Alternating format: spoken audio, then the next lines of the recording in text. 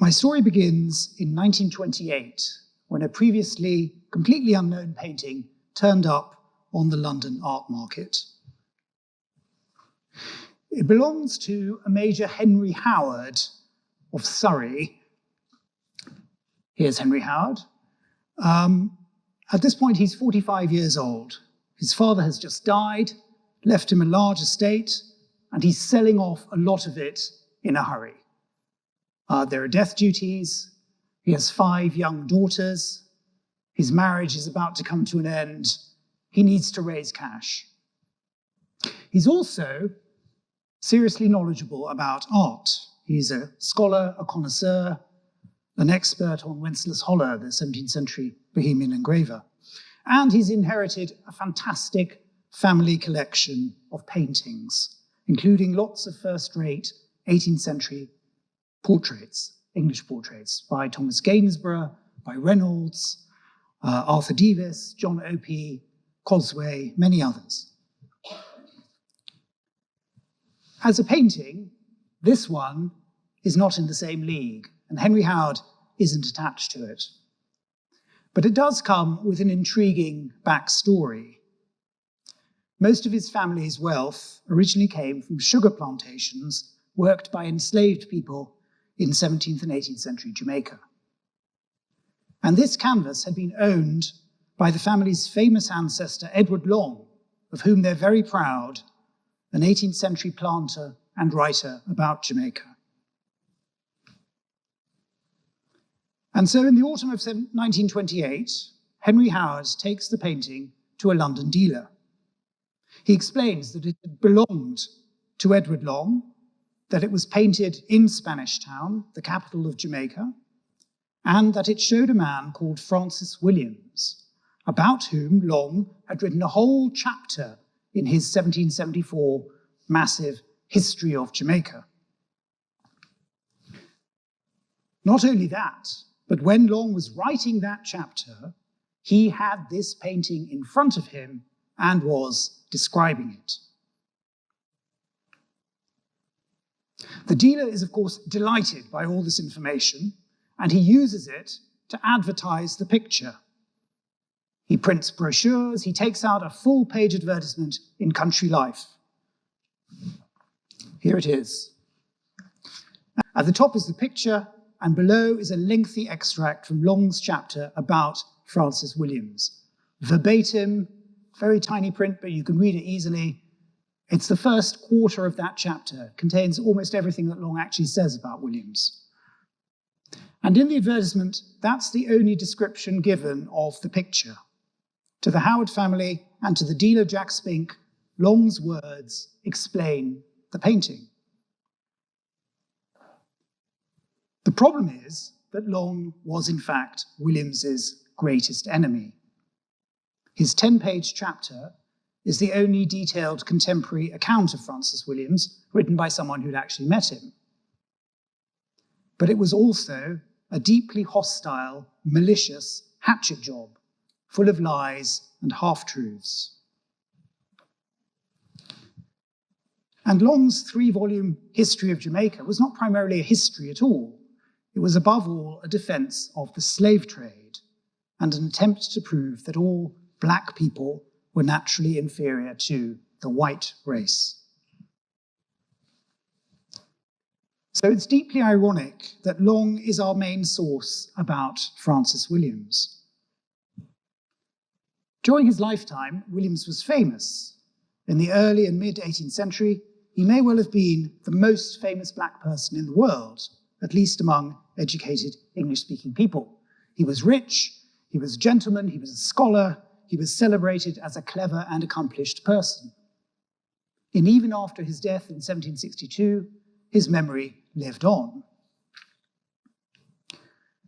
And so in 1774, when trying to argue that black people are inherently less intelligent, Long has to face the fact that all of his readers already know about Francis Williams. He's forced to write about this person because he needs to take him down. Francis Williams had been born a slave on a plantation in Jamaica in the 1690s. His parents, John and Dorothy Williams, were enslaved Africans. They gained their freedom when Francis was a young boy, and eventually they became rich enough to send him to England to further his education. Like most free people of colour in slave societies, they themselves bought and sold enslaved people. And when Francis Williams returned to Jamaica in 1724, after spending almost 15 years in England, he inherited their wealth, their lands, and their slaves. Now, Edward Long, who's much younger than Williams and isn't around at this time, gives a garbled account of all these facts. But he also refers in passing to other information about Williams that must have been widely known at the time. For example, Long tells us that Williams regularly composed elaborate poems in Latin, and he prints one of them in an attempt to critique it.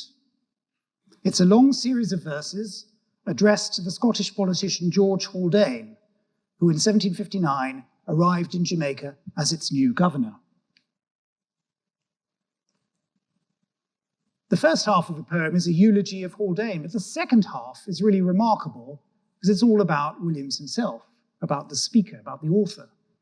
And in this poem, Williams celebrates having been born in Jamaica and educated in Britain. He speaks proudly of his black muse, his black mouth, his black skin. And he argues forcefully against anti-black racial prejudice. He says, for example, virtue itself has no colour, nor does understanding, and upright morals adorn the black man, and so do learning and eloquence. This is now the only text by Williams that survives. If Long hadn't tried to ridicule it, it would have been lost forever, like all his other poems, letters, and writings. Another fact that Long mentions in passing is that Williams had studied at the University of Cambridge. He tries to spin this as if Williams had been a mediocre student. He had great tutors, but made some progress. But again, this hostile sneer leaves behind a trace of something that's not recorded anywhere else.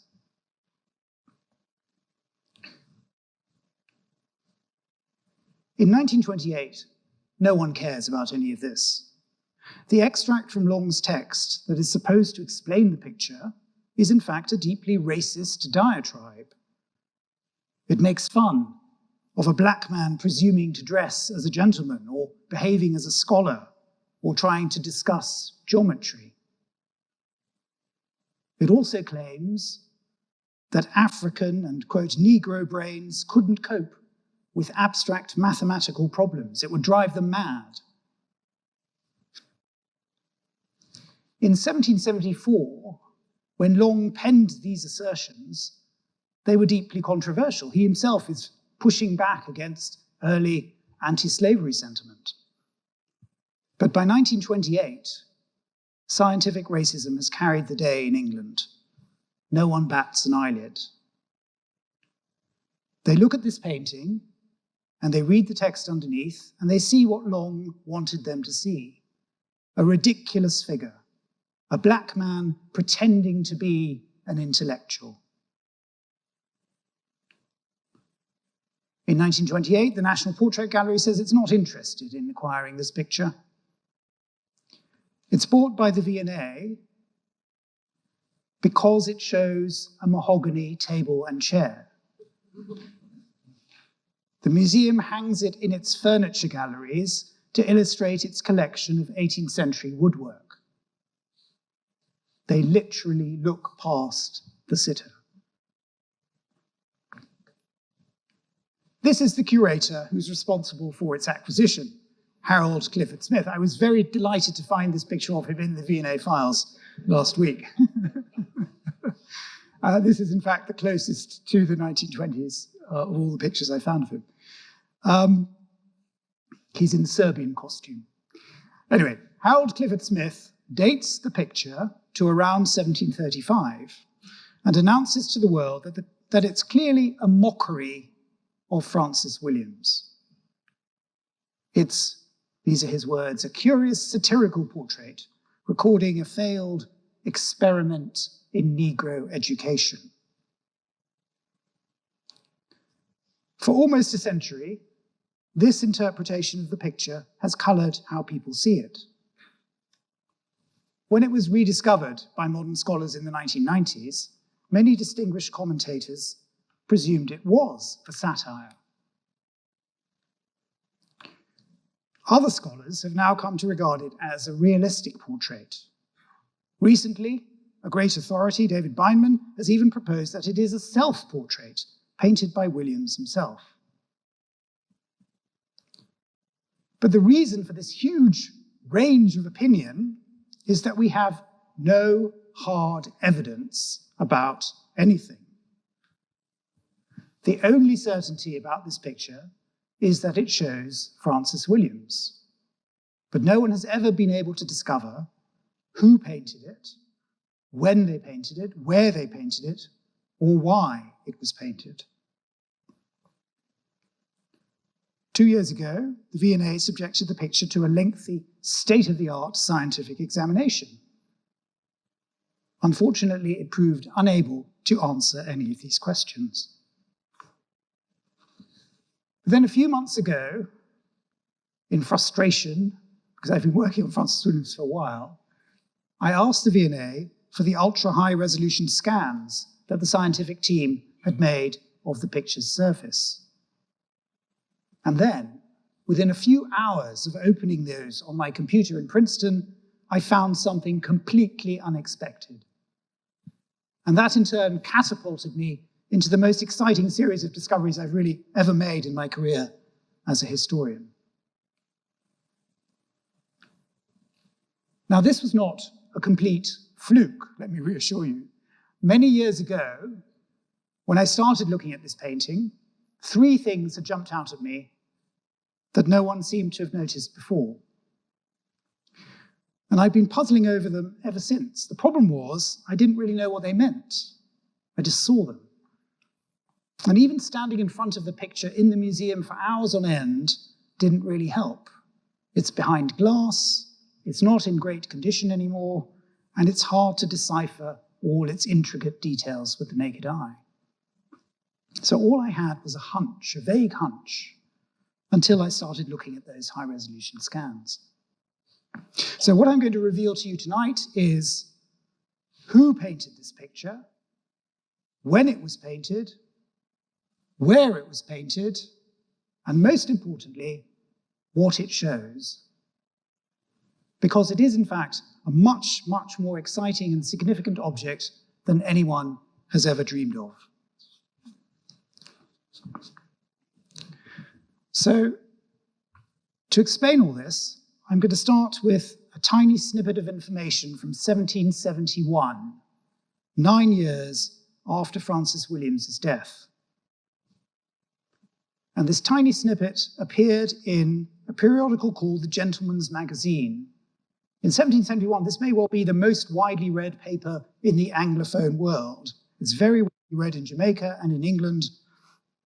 Edward Long contributes to it. He undoubtedly read this piece whilst writing his history. And the piece was called Strictures on Mr. Hume's Character of the Negroes. It's not working. In 1753, whilst Williams was still alive, the famous philosopher David Hume had asserted in print that, quote, Negroes were in every way naturally inferior to the whites.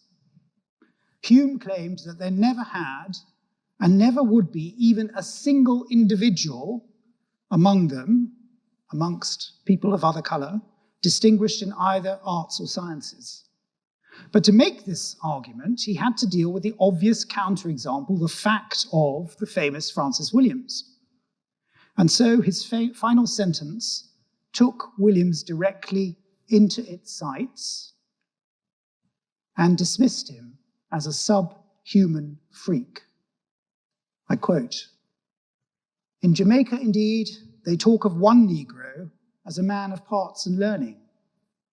but 'tis likely he's admired for very slender accomplishments, like a parrot who speaks a few words plainly. All later scientific racists, including Edward Long, loved to quote Hume as a great authority, but others strongly disagreed. In 1771, for example, that piece in the Gentleman's Magazine was an extract from a new book by the philosopher and abolitionist James Beattie, a book which criticized Hume and argued for the equal intellectual capabilities of all races. Now, Beattie himself, in his book, didn't mention Francis Williams, but the Gentleman's Magazine, at the end of the extract, added a very brief anonymous comment in square brackets that did talk about Williams. It was written by someone who'd known him as a young man when he'd been living in London, and it focused in particular on his talents as a man of science.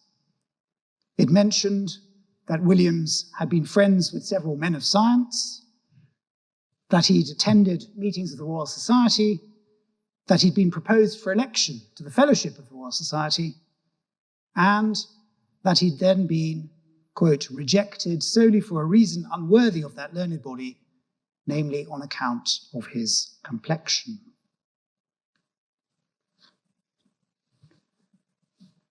The Royal Society's rejection of Williams on racial grounds happened in the autumn of 1716. It was a scandal. It was still being talked about as a scandal in the 1720s. It was still remembered as a scandal in the 1770s. It is a very significant fact. But there is a more fundamental fact. Williams's abilities were such that he was considered worthy of election, and that itself meant that he had serious support among senior members of the Royal Society.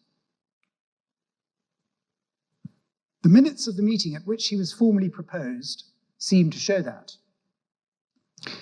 It was attended by an unusual constellation of scientists, almost all of whom had studied or taught at the University of Cambridge. The fellow who proposed Williams was Martin Fuchs, a young and brilliant polymath just a few years older than Williams himself, and a man who was particularly distinguished in mathematics and astronomy.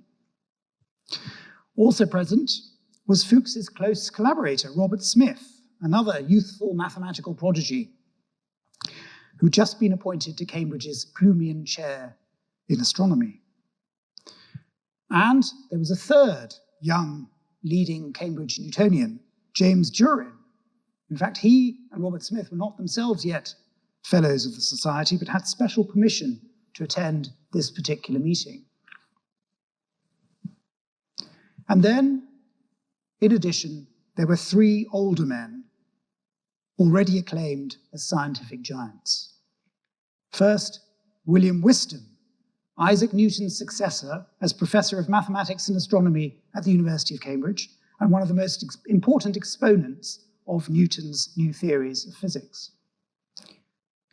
Edmund Halley, the great astronomer, Newton's closest collaborator for many decades, and also the editor of Newton's great groundbreaking work, arguably the most important and influential work of physics, mathematics, and astronomy ever written, certainly until Einstein, the Philosophia Naturalis Principia Mathematica of 1687, that is, the mathematical principles of natural philosophy, or the Principia, as it's usually known. And Halley was another immensely versatile scientist whose most advanced work was on calculating the orbits of comets. I don't know if you can see, but in this picture, he's holding a diagram showing the orbit of a comet. And finally, presiding over the meeting, the president of the Royal Society, the greatest scientist in the world, Sir Isaac Newton himself, who had just recently published a second expanded edition of his Principia. So in 1716, Francis Williams, who is then about 21 or 22 years old, knows all these people and can hold his own among them and is esteemed by many of them. That is proof of a very rarefied level of scientific ability.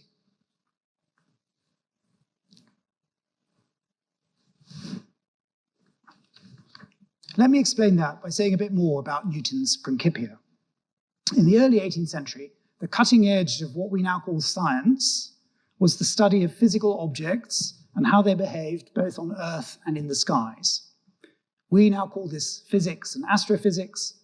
Newton and his contemporaries called it natural philosophy. That's the term in the title of the Principia. And for various reasons, natural philosophy was the hardest and the most prestigious form of modern intellectual endeavor. First, because it was about figuring out in detail how the universe worked, the whole universe, the biggest questions of all. Secondly, because understanding the workings of the universe meant in turn understanding God's laws and actions. And for Newton and Whiston and all the other scientists involved, as for Christians more generally, the spiritual and the theological implications of astronomy were profoundly important. And finally, natural philosophy was highly prestigious because the mathematics involved, especially in astronomical calculations, were simply very, very hard. They still are. In 1687, Newton's Principia had put forward a brilliant and revolutionary new theory that eventually transformed science. That is, a unified theory of motion and of gravity. Gravity, the invisible force that governed the entire universe.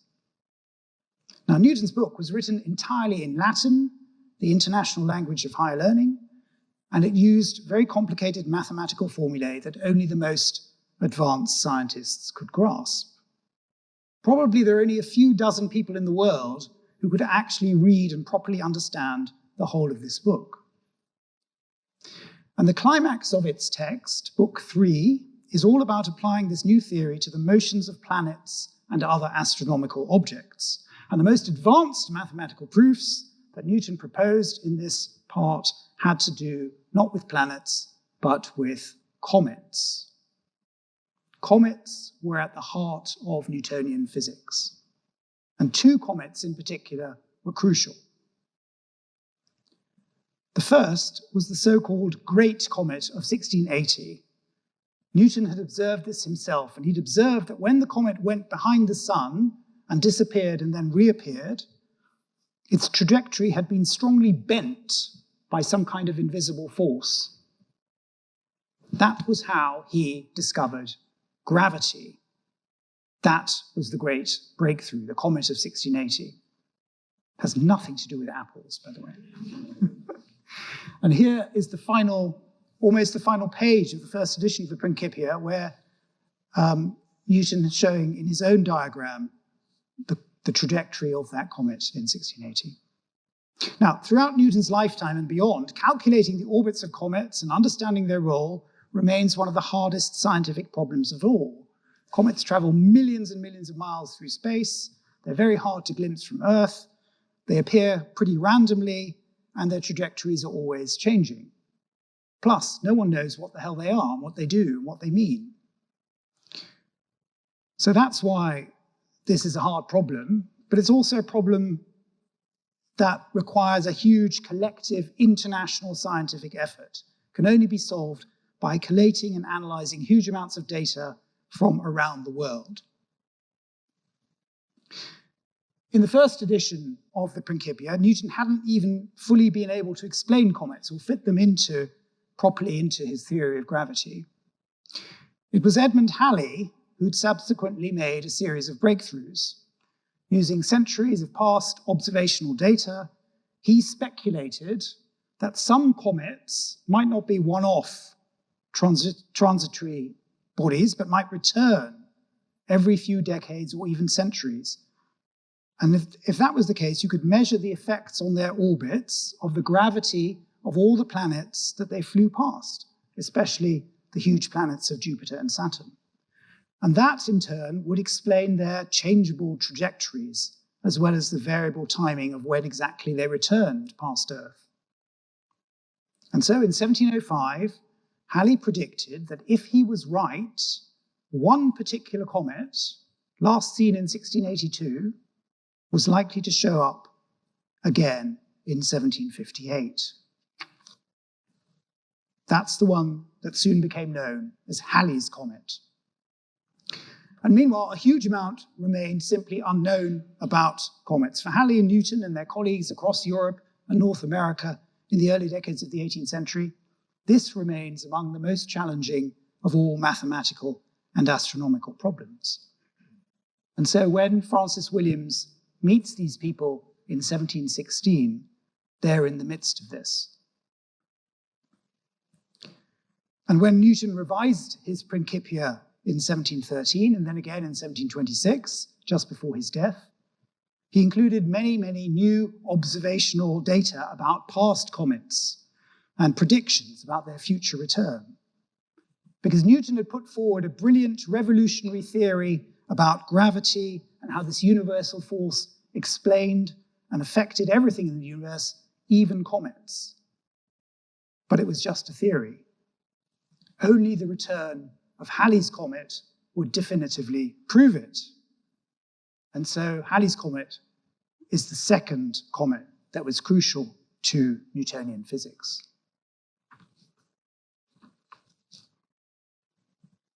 Several of the fellows of the Royal Society who were in the room in 1716 when Francis Williams was proposed for election later had portraits painted of themselves next to the Principia to demonstrate their closeness to its author and his brilliant new scientific principles. Here's James Durin holding the Principia. Here's Edmund Halley leaning on the Principia. And here's Isaac Newton himself.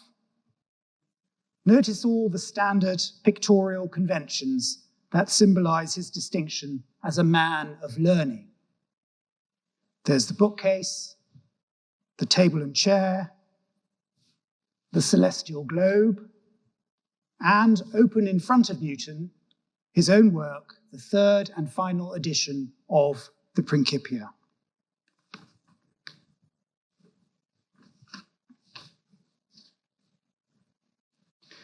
When I first started researching Francis Williams, one of my earliest discoveries was that he collected paintings. He was a connoisseur of art as well as a man of science. So let's look at his painting. As a work of art, it's not hugely accomplished. The proportions aren't perfect. But that's entirely in keeping with the style and quality of most 18th century oil paintings made in the Americas. What's much more interesting is its composition. First of all, it's very unusual in this period for a scholar in his study to be portrayed standing instead of sitting down. The full-length portrayal of the sitter signifies status. It's a mark of prestige that he's shown like this. But the fact that it's done here on a fairly small canvas, whose size would normally be used for a bust or a half-length, is part of what makes it look odd in our eyes. Secondly, and more importantly, I know of no other 18th century portrait of a scholar that is quite so busy and crammed with intricate details. All those details are clues to its meaning and to the fact that it was created by a man of unusual ambition and self-possession. Because this is, without a doubt, Francis Williams's self-presentation. He composed it to convey a very precise set of messages about himself. So, what are those messages? When I first looked at this picture several years ago, I took in all the details that had been noticed before. The globes, on the floor a terrestrial globe, on the table an astronomical globe. The quills and the inkstand for writing and drawing. The instruments for mathematical calculation and plotting.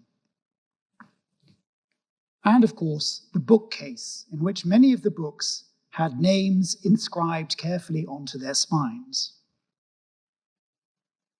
But as well as all that, three other things also jumped out at me which seemed to have been overlooked. Firstly, a particular detail about that book on the table. Secondly, the view through the window, whose significance seemed to me to have been misunderstood. And thirdly, Williams's very wrinkled stockings. Because normally in 18th century portraits, you may have seen this yourself, men's stockinged legs are painted completely smooth. You know, they're better dressed if they look smooth. Even though in reality, we know that men's legs and stockings were often more loose and messy. But I couldn't find any other painted example like this. It seemed to me quite an unusual painterly detail. Anyway, it was all a tantalizing puzzle until I opened the high-resolution scans. And the very first thing I did was to look closely at the titles and authors on the bookshelves. Now, it's impossible to do this these days with the naked eye because the letters are quite badly faded and they're hard to decipher. But originally, they were meant to be easily readable. And 9 of those titles had been previously identified in 1928 when the picture came to the museum, and more recently.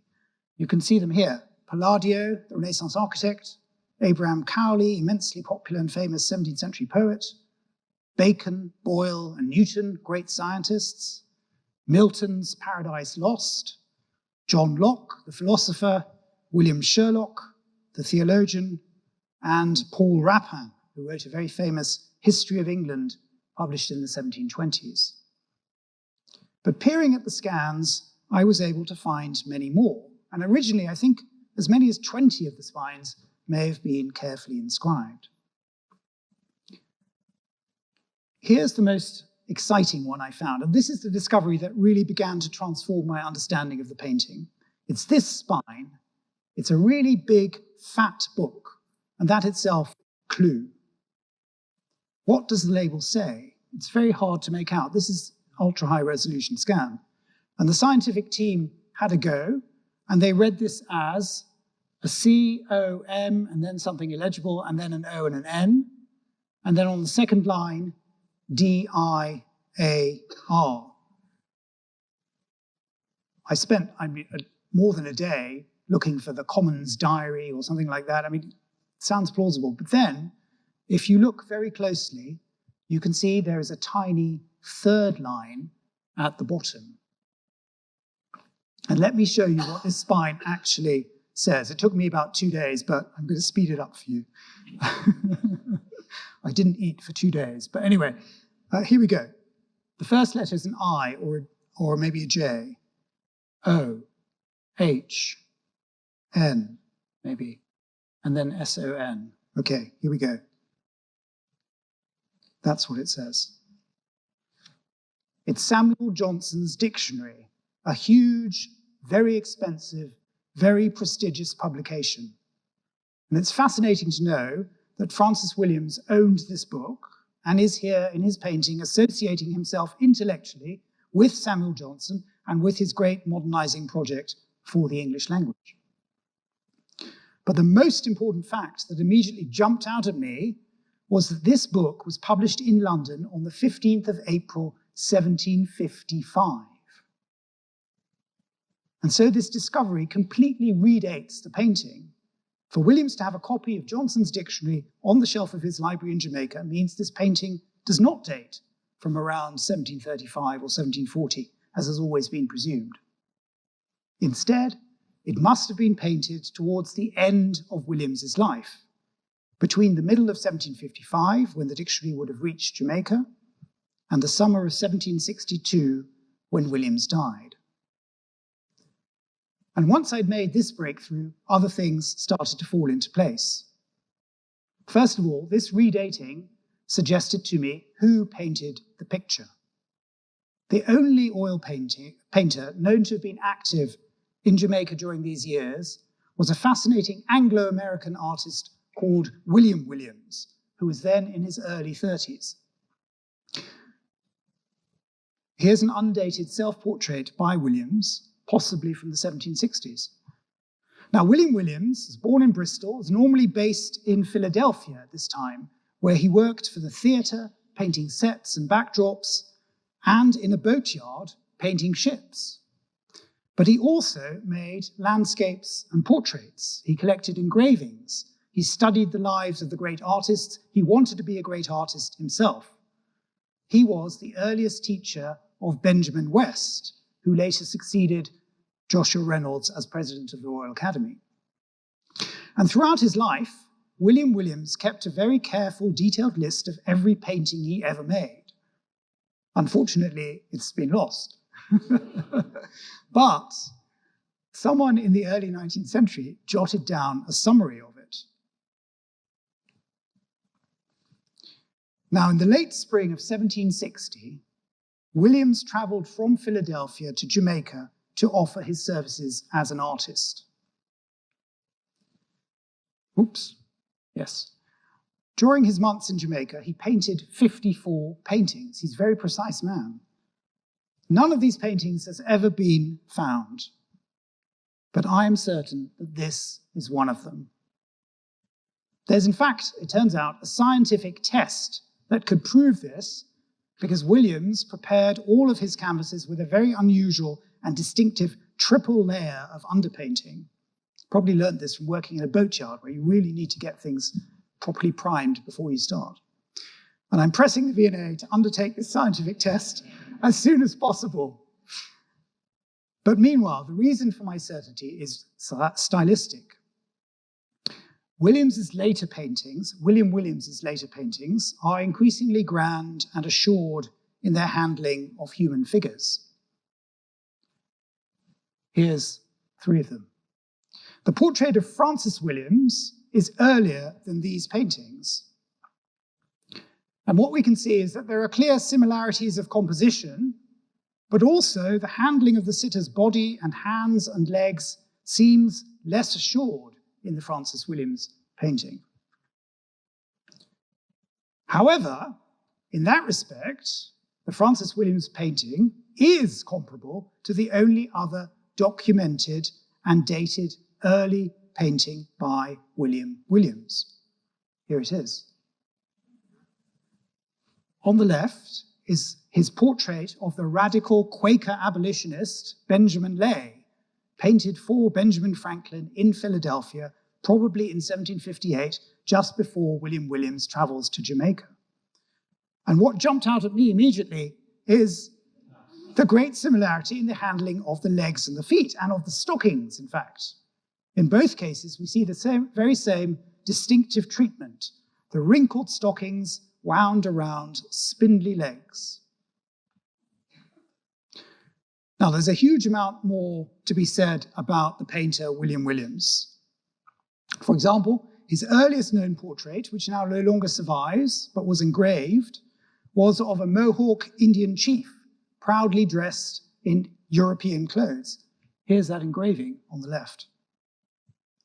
And so William Williams's first three known paintings celebrated, respectively, a powerful Native American, an outspoken abolitionist, and a famous Black Jamaican. He's really a fascinating artist.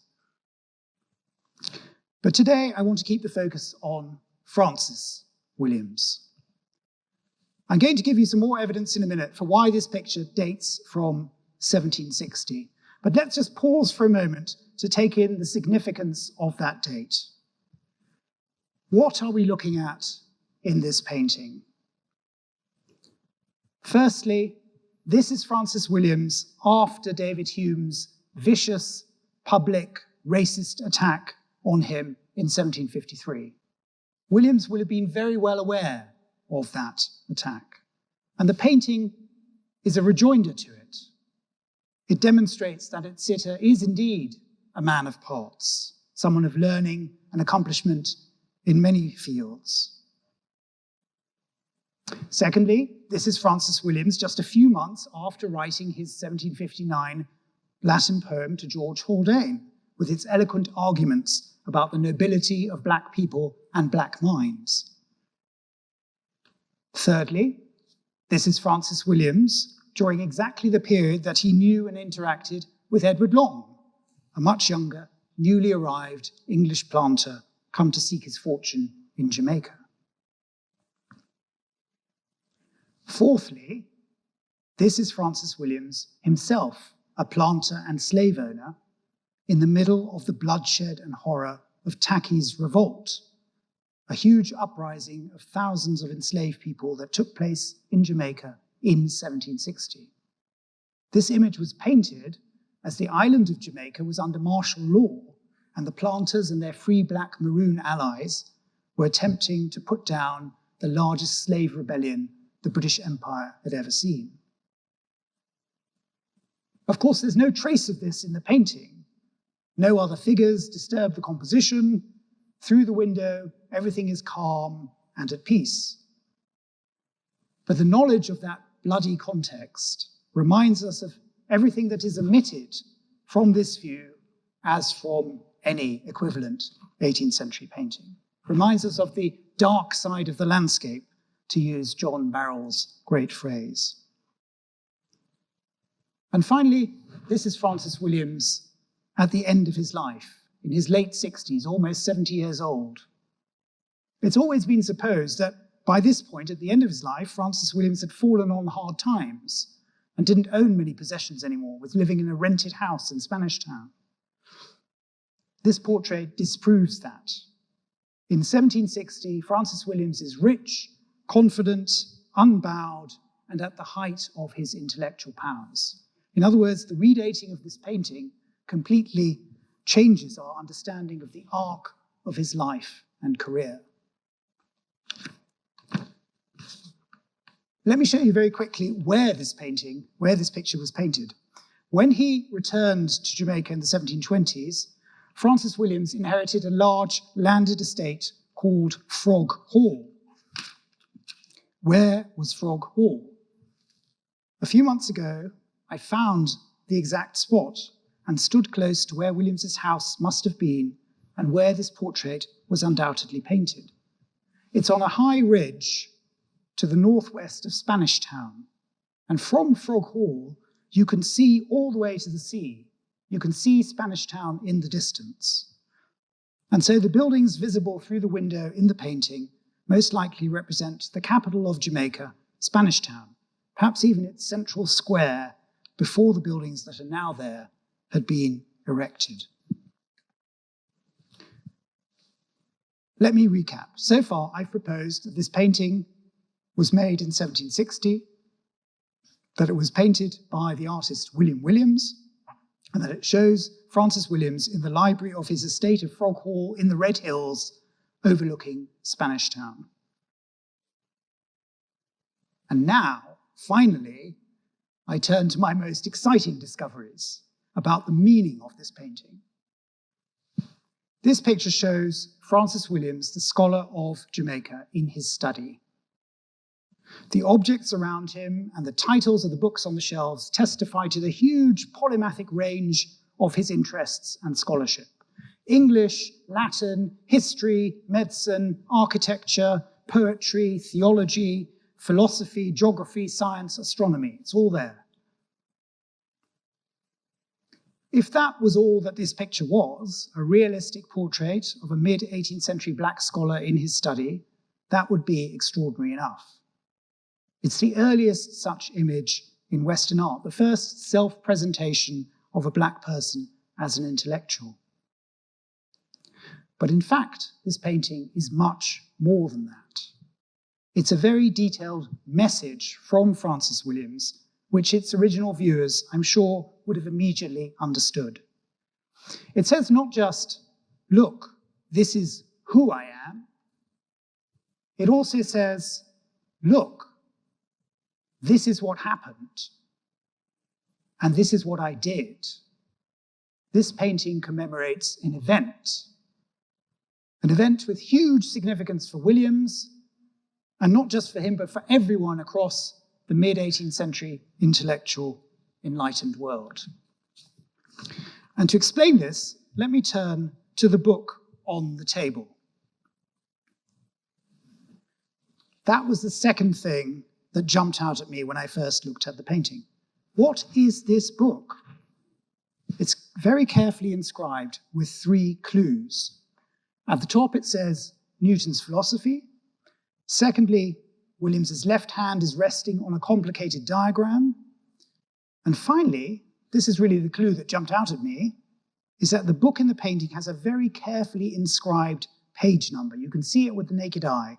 It's open at page 521.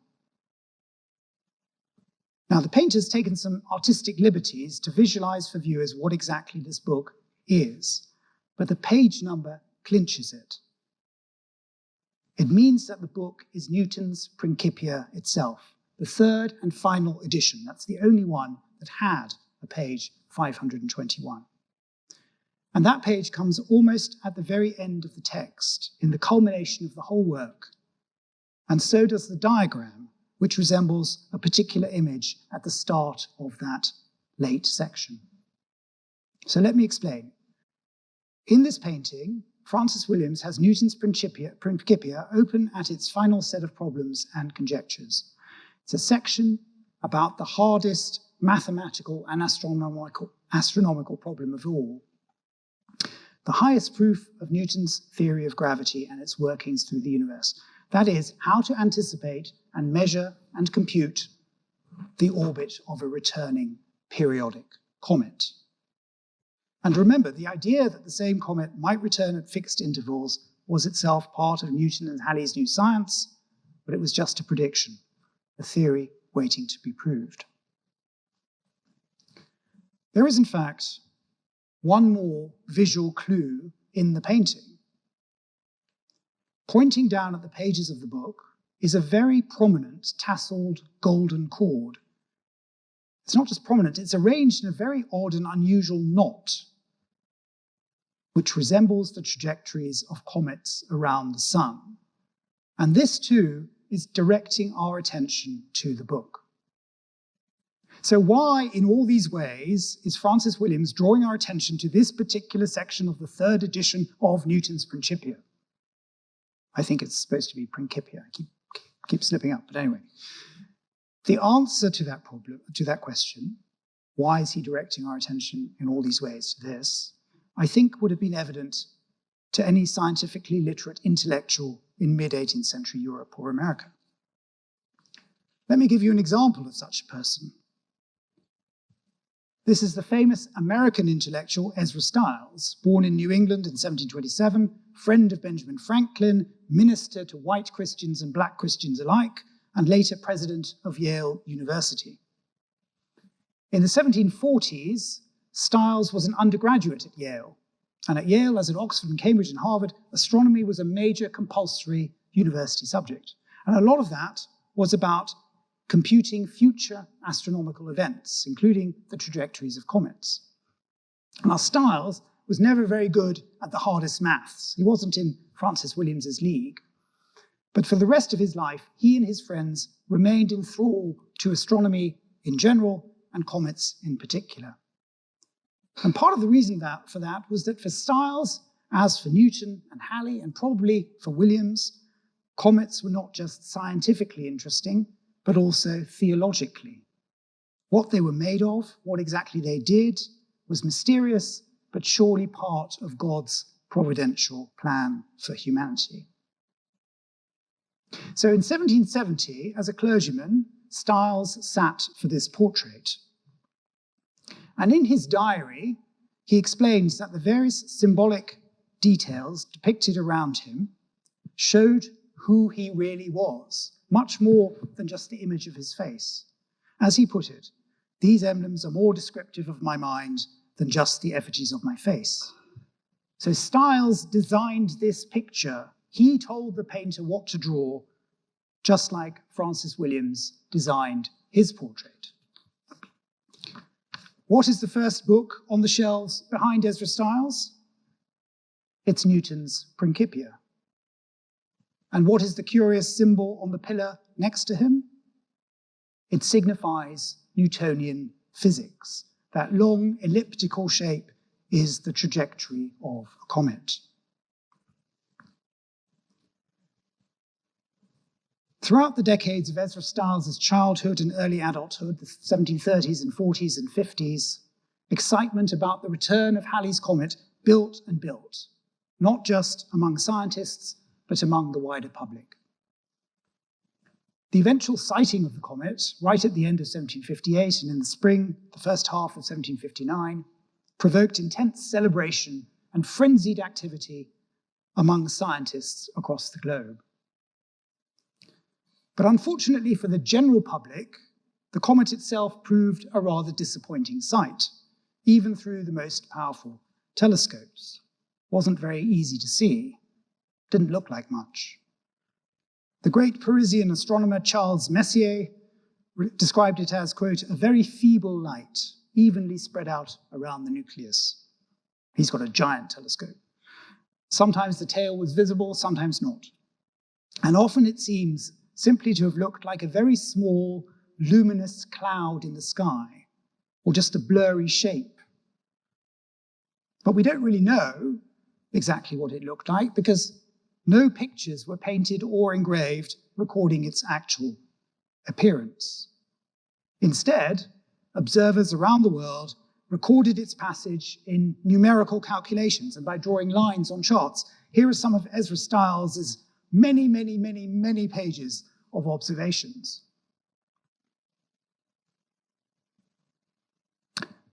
Over the Caribbean in 1759, the comet was clearly visible for several weeks.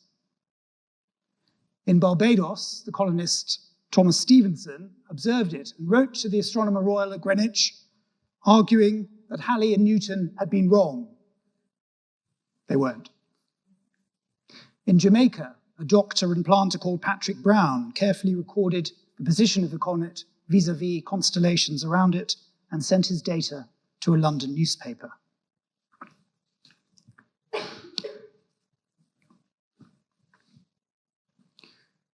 As the comet approached Earth, it was best visible from the early evening onwards.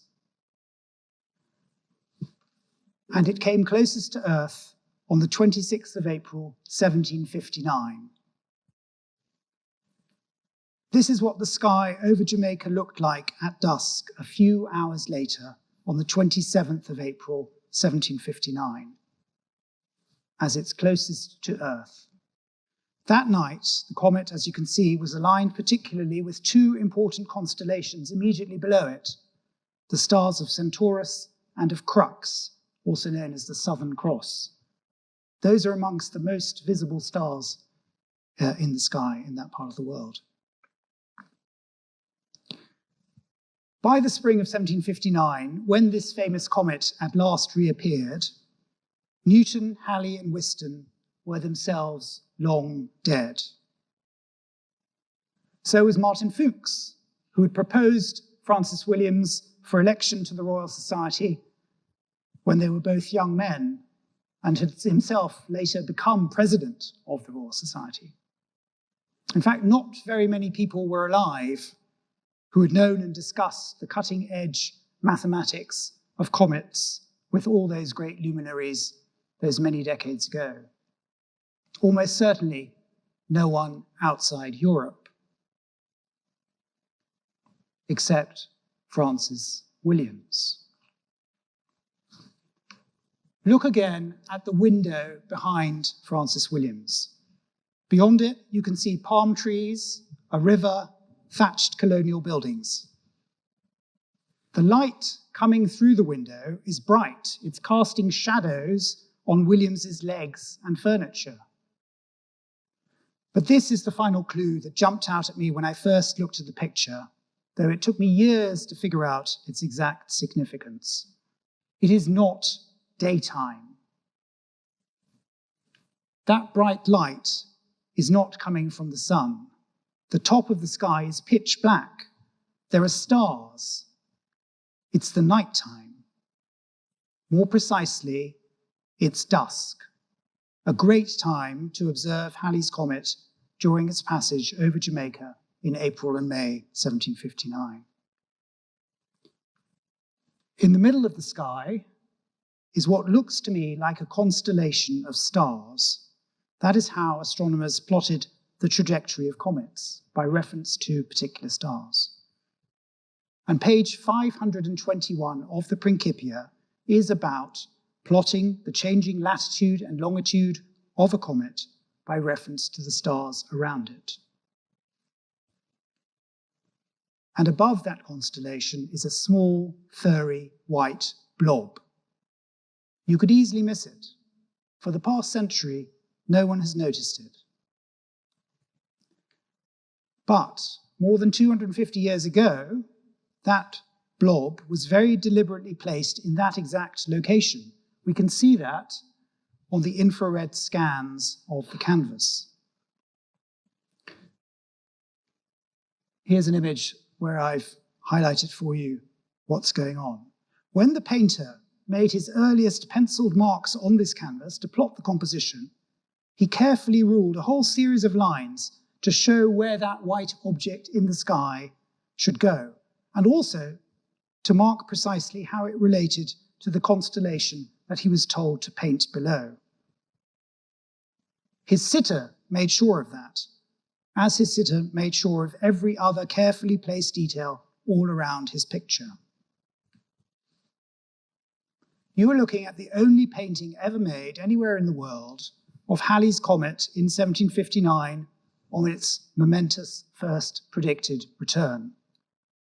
That is the event that this painting commemorates, an event with huge significance for Williams and for every other intellectual across the mid-18th century Enlightenment world, because it marks the triumph of Newtonian science, the triumph of a new, rational, enlightened, scientific and religious outlook, a triumph of British scientists, a triumph of scholars from Cambridge University.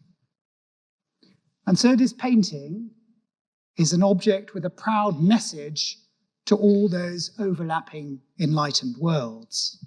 It says, I, Francis Williams, free black gentleman of Jamaica, scholar, educated in Britain, witnessed the return of Halley's comet.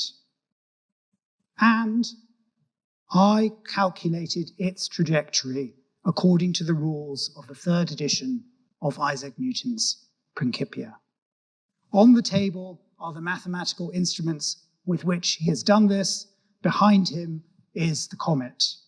It's a work of breathtaking intellectual poise and self-confidence. I'm also certain that Edward Long knew the meaning of this picture. Edward Long was newly arrived in Jamaica in 1759 and 1760. He was there. He would have seen Halley's comet. He would have known about the visit of the painter William Williams the following year. He interacted with Francis Williams at exactly this time. Long was a very well-connected and powerful young man. But in 1760, Francis Williams was older than him, was probably richer than him, was certainly better educated, more accomplished, cleverer, proud of himself. Perhaps he was condescending towards Long, who'd never been to university, who was not a serious mathematician. And so after Williams's death, Edward Long suppressed the facts, hid the painting away, and helped instead to create the malicious fable that Africans and other black people were intellectually backward, especially when it came to science. That became a terribly powerful myth. As far as I know, the Royal Society did not elect a black person to its fellowship until 2023. So we're still wrestling with the legacy of those poisonous, racist lies. But this picture proves the opposite. It was, in fact, a black person, a child born to enslaved African parents, who already as a youth was mathematically talented enough to understand the most complicated, cutting-edge science in the world. As a young man, he interacted as a fellow scientist with the brilliant creators of the new Newtonian principles of the Enlightenment. And at the end of his long life, aged almost 70, he celebrated that they were right and associated himself with that landmark achievement, the greatest revolution in science before the 20th century. So everything about this painting is extraordinary. but so was the man who commissioned, designed, and bequeathed it to posterity. I think it's a miracle that it survives. It's been more than 250 years since anyone's looked at it and understood its true significance. So I'm profoundly excited to have recovered its meaning and honored to share my discoveries with you tonight. Thank you very much.